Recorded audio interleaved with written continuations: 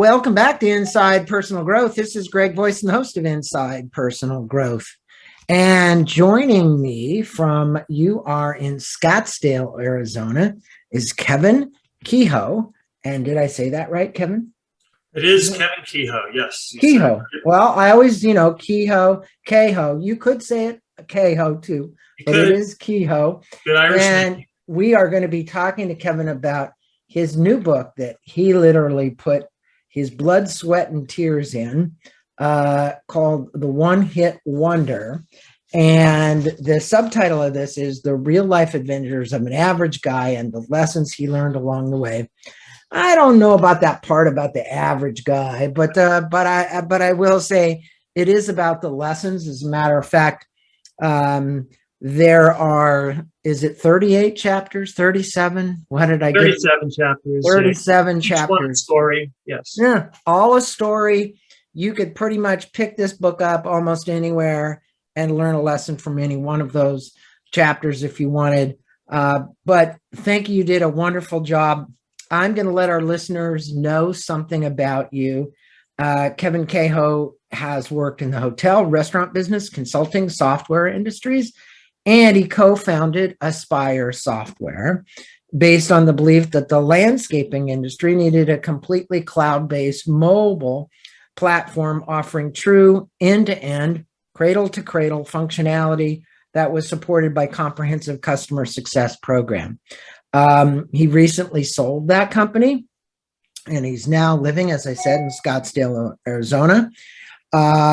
He also is nationally recognized consultant for more than 35 years in the same industry as well. He's a graduate of sunny Stony Brook Southern Methodist University and ASU Thunderbird School. He's a father, a husband, cancer survivor who loves motorcycles, playing golf, and surfing. And I think somewhere in there in the book, he said he likes tequila too at night, and in the morning he likes coffee.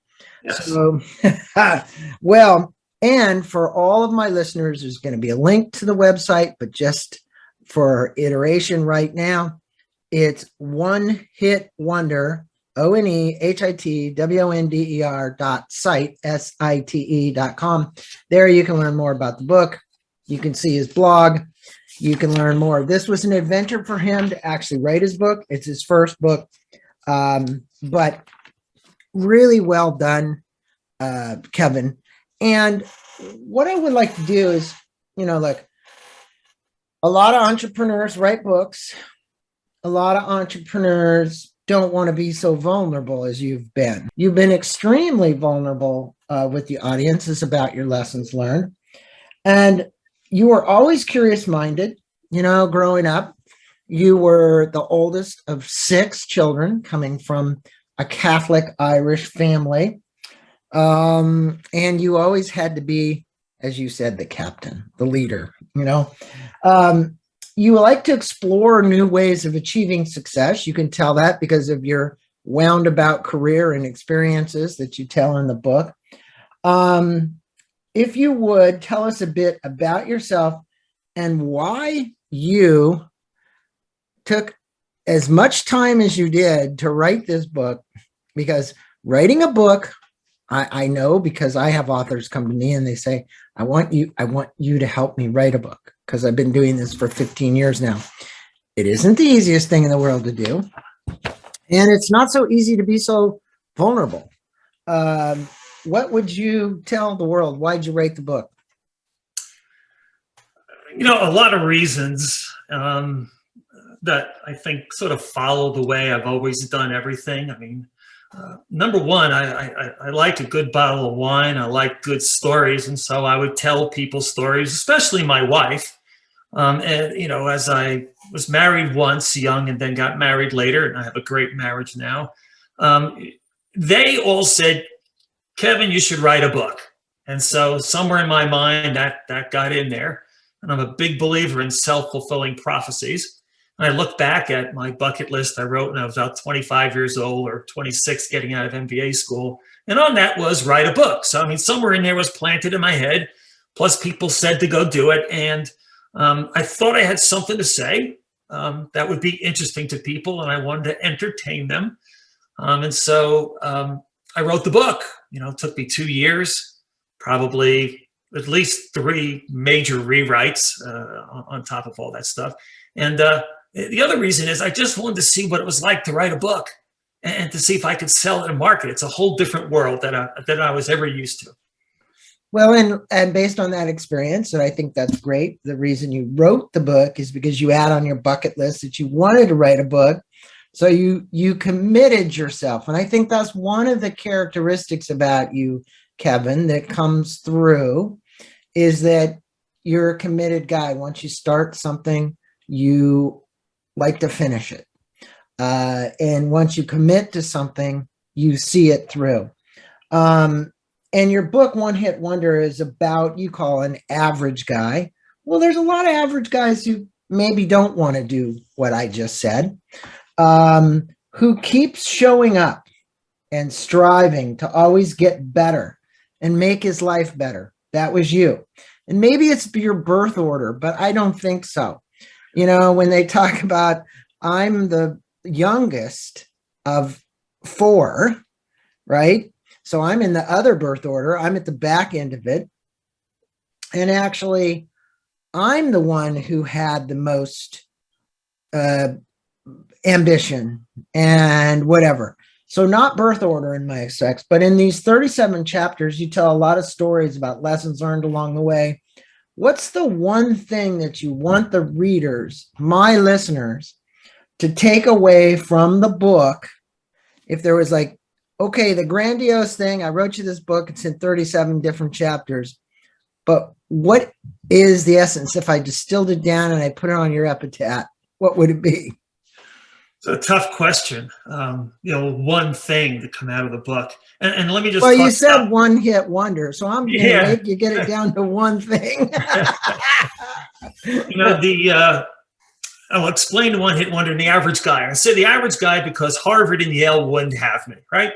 And I always used to tell my wife, and I still do now, is I'm average in that regard, but I'm completely overachieving in perseverance and commitment and sticking to things, right? That's, if I were to say anything's my quote genius, that's it. I really stick to stuff and I see it through, and I'm a good strategic thinker about things, right? And maybe even one step further, if I could brag, is that I'm really good at actually executing the details. In other words, I can see the picture, then I can go in and do the details. And I say I hate details. I really don't. As a matter of fact, I love the strategic view, but if you don't do the details, you don't experience it, right? You're not really in the foxhole doing it. If I go back to why I wrote it, I think people, I want them to be somewhat inspired that anyone could do things. These are just my stories that I'm sharing with you. And if there's anything to it, some of it was, don't be afraid to get into the deep end of the pool and swim like hell, because that's what I've done my whole life, right? I've always sort of over-challenged myself and gotten in trouble doing it. But, I think life is to be led every day. And I don't know where I read it somewhere, but it was a story about an old gal who at 85 years old dies, and there's a red dress in the closet. And she bought it at age 20 and said, I'm going to save it for a special day. Well, the special day never showed up, and she died with the dress in the closet. And I think you wear the red dress every day, right? That's what we're here for. I mean, that's, if anything that cancer's taught me, it's like, narrow your stuff down to today, right? Because that's what you can control. Well, look, of the amount of hours, of the amount of days, of the amount of minutes that we have, and we never know our day of exit. You should be looking at life without an attachment to the outcome, in my personal opinion, and more about the journey. What did you learn today? What were the lessons that you took forward that you can bring through? And with that being said, you mentioned in the book that Waylon Jennings and his music and philosophy had an influence on you.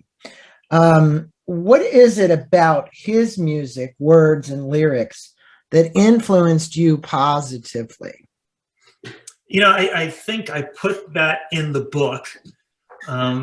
because it was a little bit of an eye-opening experience. I used to take motorcycle rides with my buddies, and we'd go out for 6 days, and just drive up to Wyoming and come back, and great roads. And every night we'd drink tequila, and turn on the jukebox, right, and play pool. And one night that song came on, and the song was the lyrics, at least, are things like, the one thing you all need to know in life is the difference between yo-yos, bozos, and bimbos and heroes. And I thought that was just perfect, right? Because I think we live our life through people, with yourself, and I think it's really important to know with whom you're dealing. I had a tendency to be too trustful. I expected too much. I mean, people are people, in my estimation, and if they do anything well, it's to live their life responsibly. And so when I heard that song, I just thought it was really funny. I thought it was really important that, the smallest group is heroes. The guys who show up every day, maybe they don't get all the accolades, right? All the attention, but they're utterly dependable. They're good. They always have your back. And so that was part of the one-hit wonder, right? The one-hit wonder, maybe one day you have something great happen to yourself, but a lot of people don't, right? We just show up every day and we work behind the scenes, but we're utterly dependent to everyone around us. And I think that was a real point, of including Whalen in my book. Well, and I think as long as people, and they've heard this from me before, are not living quiet lives of desperation. There you go. It's to show up. The person you're referring to is not living a quiet life of desperation. They're doing what has to be done based upon the way they perceive the world. And that leads me to my next question. You state that after almost 70 years on this planet, you're not quite there yet, but almost, that where we end up in life is rooted in the way we think about ourselves and self-beliefs that we hold to be true. There's only one person, as you and I know, we can be true to, and that's ourselves. All the other people that you're trying to satisfy, if you're really living a true life, you're true to yourselves. What advice would you have for our listeners about fully examining their lives, and where might they begin the process? Here's the big part of the question. It kind of looks amorphous when you take a life of 65 years, 67 years, even when you take a life of 20 years, whatever age listener is listening right now, and you're saying, hey, I want you to really think about your life and take an inventory of things. And where are you, and who are you, and what is your purpose? Where would you tell them to begin, Kevin?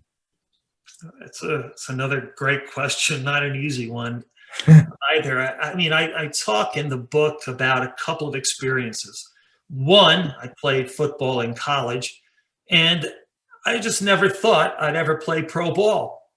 And then years later at a reunion, I expressed that, that feeling I had to some people on the team. And they all thought I was crazy. They said, you know what, you may not have made it, but you certainly had the talent.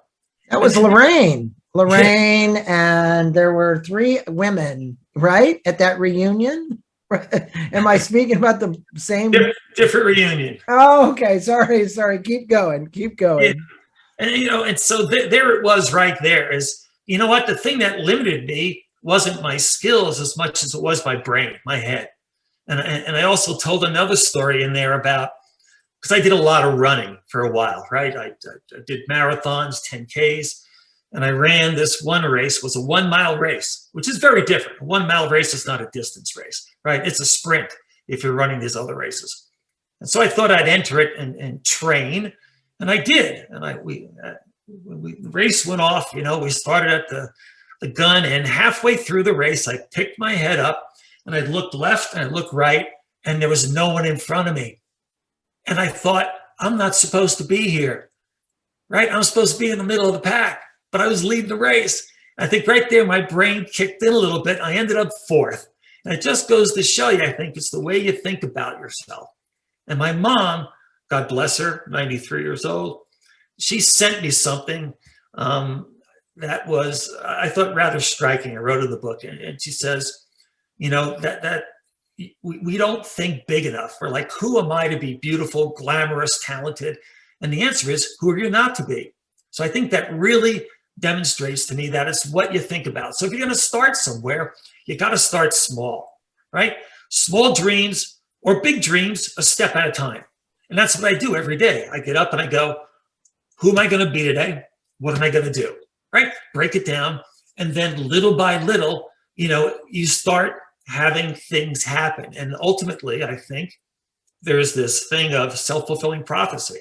So I think you start one day at a time, right? Take a dream. What's the step to get there, or steps, right? And then do the next one. I mean, I was fortunate, that I had people, I think, who also were smart enough to tell me what I was good at. I think a lot of us spend a little too much time thinking about what we're not that good at and changing it, and not enough at what you're really good at and how do I use that, right, to my best benefit in life. And I think that's a good place to start. What am I good at? Well, so what you're saying is take it, break it down into small steps, start and work every day at it. And people go, well, that's great advice, Kevin. And I get it. And that's what I do. And I think what they're not trusting in is how long it takes. Thank you. It takes a long time. People say to me, oh, Greg, I had a young man on earlier. You've been doing this podcast show for 15 years. I said, yeah, 15 years. I've stuck at it. It takes that long in this to make things successful, right? Absolutely. Because, well, you're such a success. And I go, well, thank you for that. I look at it as somebody who just stuck it out and I enjoy doing what I'm doing. And the reality is, I think if you wake up every morning and you enjoy what you do, add that to the pile, that you got to really like what you're doing. And then you take those steps. That's a really important element to this. And it leads me to what you said. You said you're a strategic guy. You said you like to take steps, that you're persistent, all of those things. And I was reflecting on a podcast I recently did with a guy who taught. He was a teacher. And they said, you're going to have to be a good math teacher. And he says, I'm not so good at math. And he found out he was really good. And he became the professor teaching math. And he had a student who came to him. And this is a great little story. And you're going to get it because it's about the subconscious mind. And that's what we're talking about, how powerful that subconscious mind is. Sarah comes in, she takes the test, and he became a very good math teacher at the university. And she got an A. And so she comes to see him. She goes, you must have made a mistake. She says, I'm horrible at math. And he goes, no, I didn't make a mistake. I graded that. And she goes, no. I never get A's in math. Never. She says, I'm a C student. And he said, well, don't reaffirm that. Don't reaffirm that you're a C student. And here's what happened. She left, she got 1A, and she said, well, here, Professor, whatever his name was, at least now that I have this A, I can get D's on the other ones, and I will average them out, and I'll be a C student. So next test comes along. What'd she get? She gets a C and a D. She got a C in the course, but she'd already programmed the mind that she was a C student. My point is, that is a very powerful thing. And you grew up in this Irish Catholic family and you served as an altar boy. You stated that you were not a prayerful person until much later in life, when you discovered that bad things can happen for no reason at all, and you have to find a way to deal with it. How has your bout with cancer shifted your perspective spiritually and about Kevin's own finitude? Because everybody here is questioning their spirituality and they're saying, I'm not going to be here forever. They don't think about it every day, but they should think about it more frequently than they do? Yeah, that's a good question. Finitude. I was diagnosed 8 years ago, and believe me, the first 3 months of that experience after the diagnosis, all I thought about every night was dying, right? And how awful that would be and how afraid I was of that. 8 years into it, I can tell you I'm not afraid anymore in that same way. Believe me, I do not want to die. But I've realized that we all do. And if I stop spending time thinking about that and just focusing on today, then that was my way of dealing with it, right?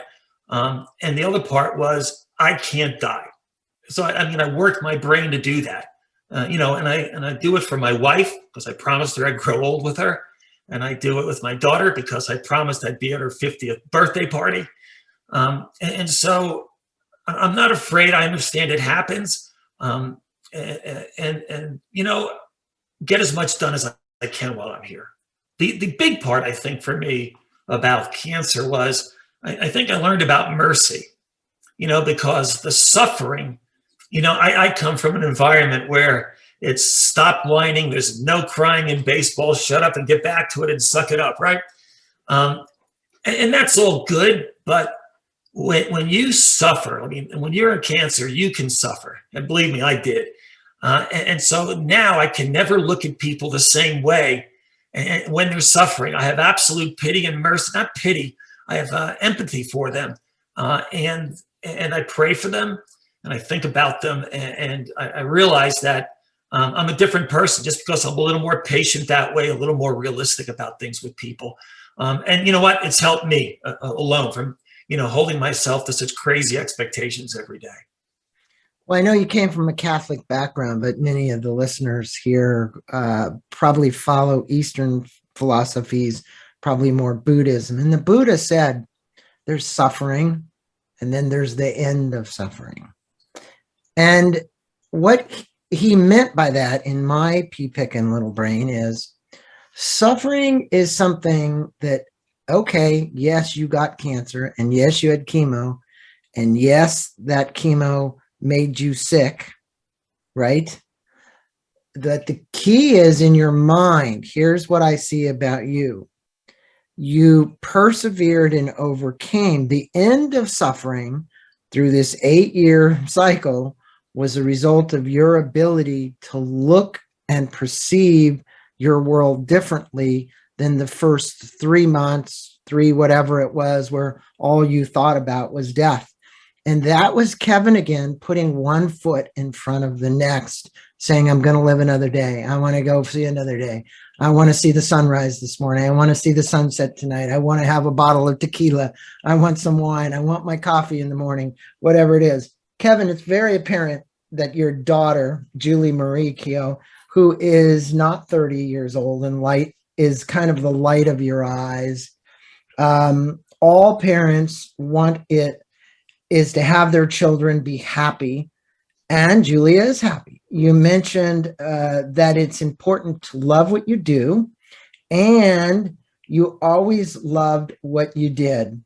For those listening, that might not have a love for what they're doing, what recommendations do you have to help them make a shift, a perspective shift?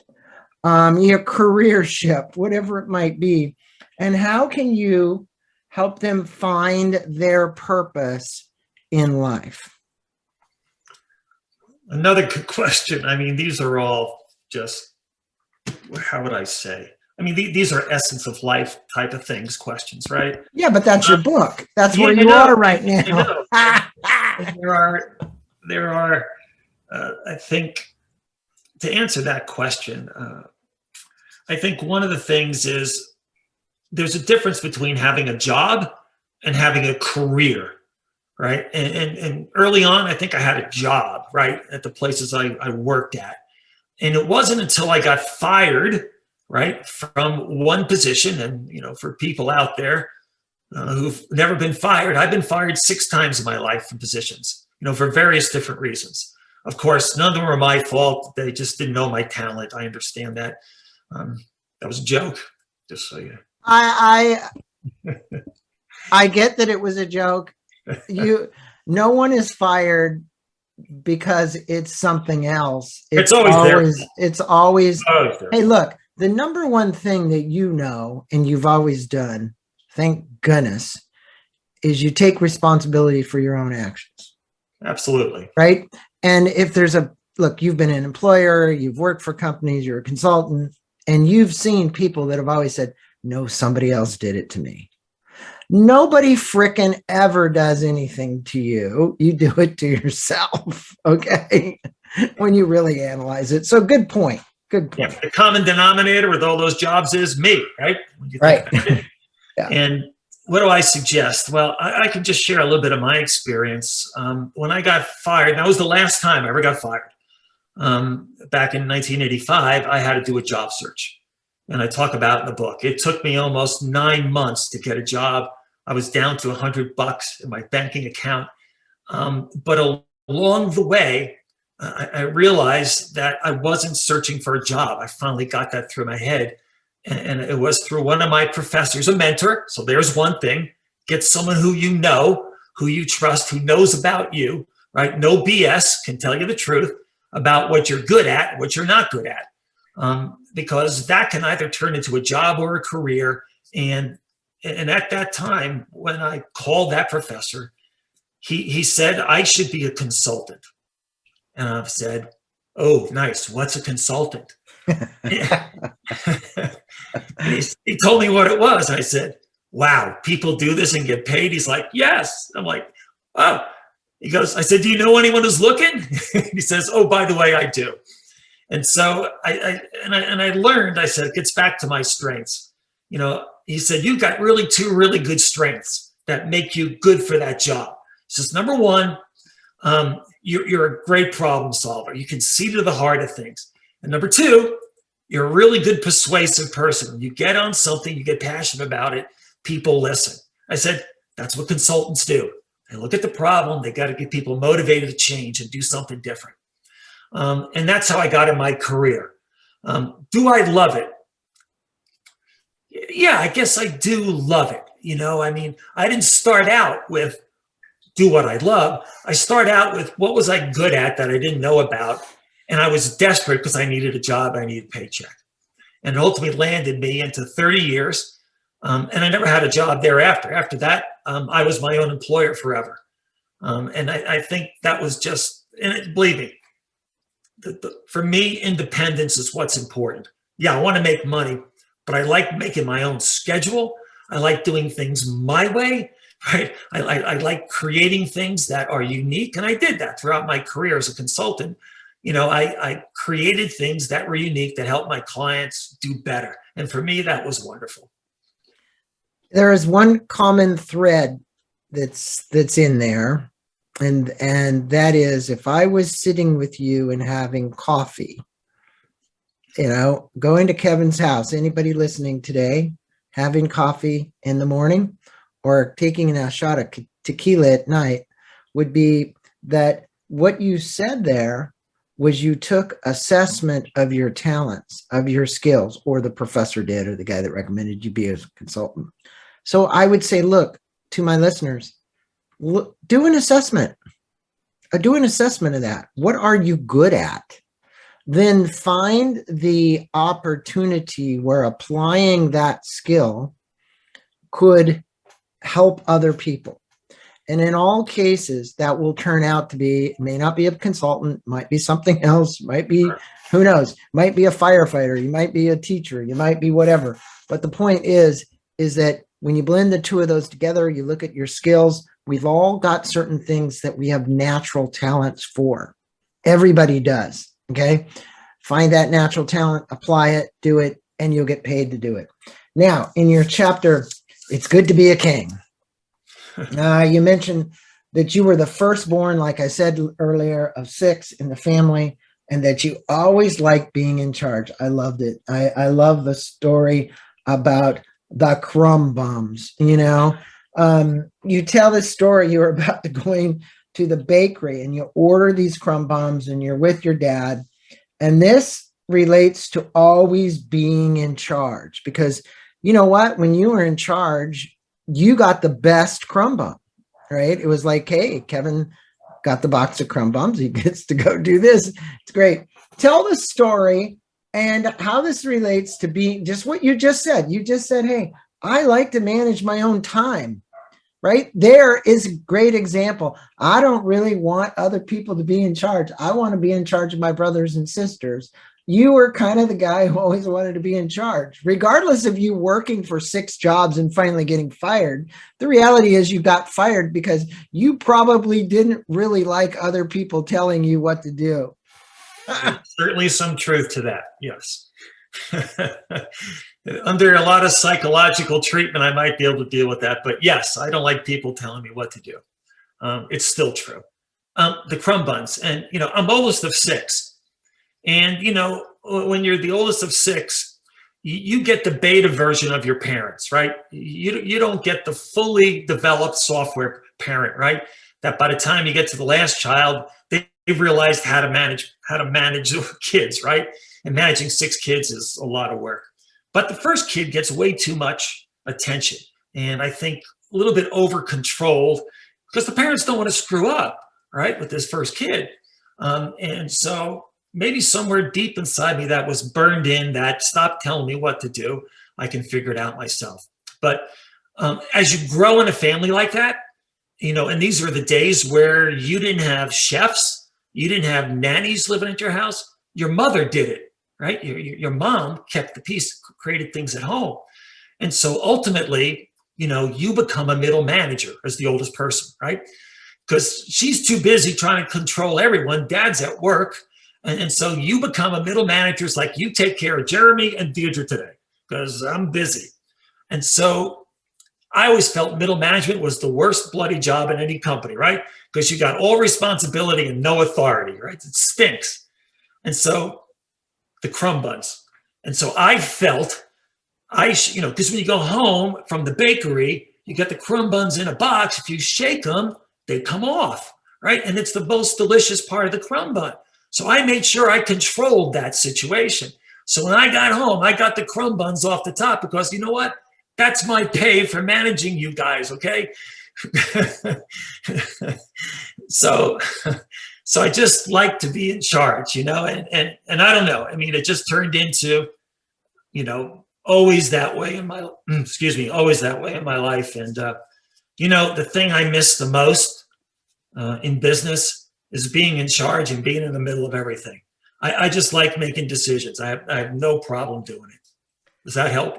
Well, of course it helps. I mean, look, the lesson there is to take charge. We all have the opportunity, even if we work for somebody else, and employers appreciate this. I'm doing some consulting right now with the CFO who's not taking charge. He's not doing his role the way he should. And the reality is the CEO needs to know that. And my point is if he was a take charge kind of guy, things would change in that department, right? It would change. And I loved it because also for you, it's kind of a funny story, but that story kind of gave me a glimpse into, living with the Kehoes and, back east where you were living with your brothers and sisters. And I could actually see the car and you writing in it and the crumb bum in the bakery and, and the whole book's kind of written that way. That's what I want to tell my listeners. And, you mentioned in your chapter, Friends Forever, that you believe a lot of people in business have never graduated from high school and they're still they act like teenagers, right? So it's like, okay, you haven't grown up yet. You mentioned that in order to move forward in life, we must lose something to gain some things. Speak with, us about your Friends Forever, which was Judy, Lorraine, okay? Because, yeah. And why holding on to some of the past, in your estimation, is important. Yes, there are 2 things there. The thing about high school, and I did mean it, And I couldn't wait to get out of high school. I just was tired of it by the time I got to be a senior. And the thing for me was it's too much drama. I'm geared not for drama. I'm not a political animal. I will tell you what I think. I try and be hypersensitive to people's needs all the time, but to me, the truth's the truth. And you got to be truthful with compassion. I understand all that. But I think drama and politics gets in the way of progress. And that's what I meant by the high school quote. The other thing I think that gets in the way of progress, and I talked about Judy and Lorraine because, they're just, for me, you can think about them, conjure them up, and they're there. And you remember how good it was to have friends like that, even though they're not there all the time, right? That there was this, you just had a meeting of the minds, whatever it was. And if you didn't see them for 2 months, you would see them and pick up right where you left off from 2 months before. That's how sort of tied in you were. And I think that's a wonderful thing in life to keep. The other thing I talked about in that chapter was I'm a big believer in cleaning out the garage, right? Every year we'll do it. We'll get in there. My wife is not as thrilled about cleaning out the garage because she wants to keep some stuff. And we do keep something. I don't throw everything out. But I think to make progress, you can't have too much drama and you can't have too much baggage. So, to get something new, you got to leave some things behind. And when I clean out the garage, I don't take everything and throw it out. I leave some stuff just in case I'm tied to it for whatever reason, right?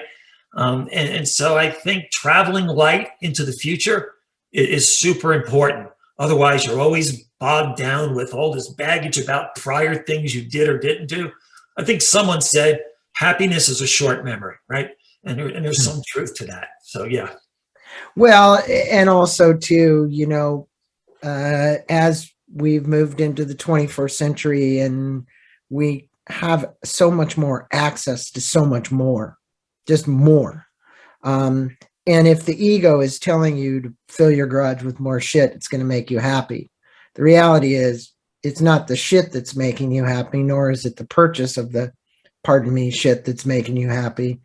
It's the fact that inside of you, something's missing because you're trying to replace it with items to make you happy. The memories are, in your case, Judy and Lorraine, which actually bring up happy thoughts because it's those moments that you have and the relationships you had.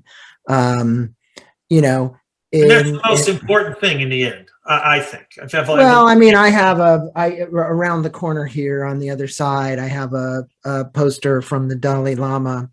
And most of my listeners have heard this, but in the end, it's who you loved, who loved you, and how much you let go. Letting go is what you just said about the garage. So when you think about it, you're lessening the baggage you're carrying, you're loving more people, and in turn, you're being loved. And really, if you looked at the measurement and said, hey, I'm going to put a scale on this, where am I? That's the most important thing. And that brings me to somebody that you really love. And it's your chapter on listen to your mother. I had a 93-year-old mother that 6 years ago died as well. And you speak about listening to the advice of people in the know, like your mother, right? Mothers. Where did your mother intuitively know about your past wife and the pain she put you through that you were blinded to? And what advice do you have for listeners about listening to people in the know? Because obviously you had a wife that probably was a great lesson, but it sounded like it was pretty painful. But your mom knew all along she wasn't the right gal for you. But you weren't listening to mom. And how many of us out there have had people like our mothers or other friends say that business partner is not good for you? You really shouldn't be in business with that person, right? I'm going to tell you a quick story, and then I want to hear about your mom. I had an office and I was in partnership with a guy. And you're going to find this so funny, Kevin. I walked down one day and he and I had been having all kinds of partnership issues and fighting over things. And, and there's a guy with a big beard. He looked like Santa Claus in front of the office building where I was leasing space. And he says, "Hey, young man, come over here." I said, "Okay." And he pulls out my hand and he looks at my palm. And I'm like, "What the hell is this guy doing?" And he looks at the lines of my palms and he goes, and it blew me away. He says, "Your biggest challenge in life is partnerships." I'm like, "What the hell is going on? Where did this clown come from?" Right? Because I didn't believe it. And he goes, "You're having a major issue right now," he said. And I was like, I almost fell over. I mean, I was like, okay, did God send this Santa Claus man down to talk to me about? And I'm like sitting there and I just thought it was just so crazy. But your mom knew that you shouldn't have been with that wife. So tell us a little bit more about that, if you would.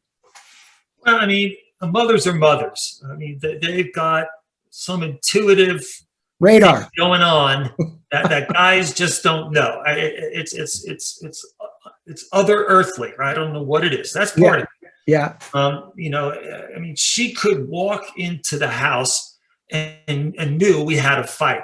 Nothing looked different, right? Because I would be babysitting. Think about that. People put me in charge to babysit. There's a scary concept, right? And she could see immediately there was a fight and someone got hurt or something. And it's like, how do you know? I don't think it was as much as she knew about, and this was the point of the chapter, what she knew about my first wife is what she knew about me in relation to that person. And just sitting with that other person for one or two times, she just knew this ain't going to work. But you couldn't tell me anything, right?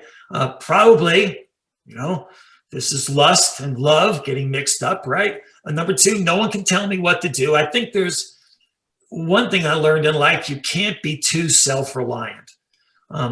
You can be too self-reliant. And you mentioned what I learned from cancer, and I'll finish on this one, is I learned, I think it's cliche to say, as a business person, you have to surround yourself with good people. What I learned was not only do you have to do that, but you have to be willing to utterly rely on them because you can't do it. And that's a level of trust I had never considered before in my life, right? Because I could control everything up to that point in my life. And I think that's kind of the point of things is, in my case, I use my mother in the story, but it's listening to other people. If I had one thing I look back on that I would do differently in life as far as business went, I would have found a mentor or two. Do you know what I mean? Yeah. I never did that because why? Kevin knows best. Yeah. Right? That was my attitude. So it took me probably 2 decades longer to learn things that other people should have learned because of that. Well, that's, you and I have a similar thread running through that same situation. I wish there had been more mentors that I trusted, but because I felt like I knew it, even though they were giving me advice, I didn't listen because I figured I knew it better than they did. And the reality is, most of the time, they knew it better than I did. So that was it. Now, we'll kind of wrap this interview up with this. You have 37 chapters with stories and advice for the readers. And if you were to leave the listeners with 3, now I know in the beginning I asked you for 1 major point. Now I'm going to ask you for 3 that you were to leave the listeners with as a takeaway from the book. What would they be, and how would you suggest that they put them into underline action? Because nothing gets done, no changes occur unless there's some action. Yes, I agree with all that. And, there are a lot of things out of the book, but I'll pick 3. I'm not sure they're any particular order, but I think life is about throwing yourself in the deep end of the pool. Not all the time, but more than most people are willing to do. Okay. And how does that look action-wise? Well, you put yourself in a place where you're over your head. I remember when I wanted to get into the whole consulting thing, and part of the way you sell yourself as a consultant is you write and you speak. And I said, I'm going to speak and write and do good at that. In the beginning, I was terrible at both of those things. Awful. But I stuck with it, right? And I realized how awful I was because people gave me the feedback on, you know what, you're over your head in this thing, Kevin. You need to do these things, right? And so putting yourself out there, I think the universe sends stuff to you when you need it, in my opinion. Number two, I think you got to have a set of values that makes you as a person utterly dependable. You don't have to be perfect in everything, but you got to be somewhat predictable to people and friends around you, right? You can't be changing all the time. And to me, you know, that came from the nuns in Catholic school. And it was simple. Tell the truth. That was it. Tell the truth. And I learned that lesson very well, you know, and I remember a situation. I think I was in 6th grade and I took like a dart out of my bag and threw it against the wall while the teacher wasn't looking. And she said, "Who did that?" Quiet. And she asked it again. And ultimately I stood up and I said, "I did." Why? I was trained to be honest, tell the truth. How do you do that? Well, you tell the truth every day. That's the action, right? And you don't make too many promises, right? You promise what you can deliver. Third, I think you got to be a grinder. You said it earlier. It takes a long time to become an overnight sensation, right? I didn't sell my company until I was 66 years old, right? All those years, all the sweat, all the things that people say, look how successful you are. I said, you should have seen me 30 years ago. It was a mess. And I think those are 3 things. Get in the deep end, become utterly dependable based on your honesty, and grind it out, right?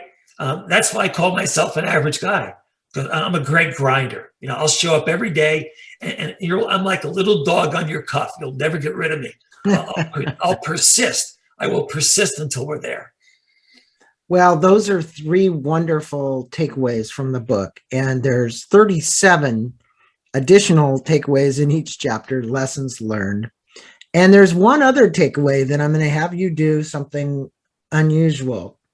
The man you're seeing on the video right now, if you move to the right, Kevin, just a little bit, we're going to see a statue of Abraham Lincoln. And there's probably not one man who had more failures or learning lessons than the statue you have right behind you in that. I hope that that's a symbol for you and even for our listeners of the kind of guy we've been talking to who said he's the average guy, right? And no matter how many of the times he ran for Congress and ran for president and had all these challenges. And look, in the end, he was persistent. There was probably nobody more persistent than Abraham Lincoln. So I'm going to say to my listeners, go to onehitwonder.site, get this book, One Hit Wonder from Kevin Kehoe. And Kevin, it's been an honor having you on Inside Personal Growth, spending a few minutes with my listeners, sharing some of your stories and insights about lessons in life and just the fun that you can have along the way. My heart goes out to you as you continue to work with and manage your cancer. And I wish you success with the new drugs and the treatments that you're going through. That it completely have spontaneous remission. Thank you, Greg. I appreciate that. So, and thanks so much for being on. Blessings to you. You take also, care. You have a wonderful rest of your afternoon.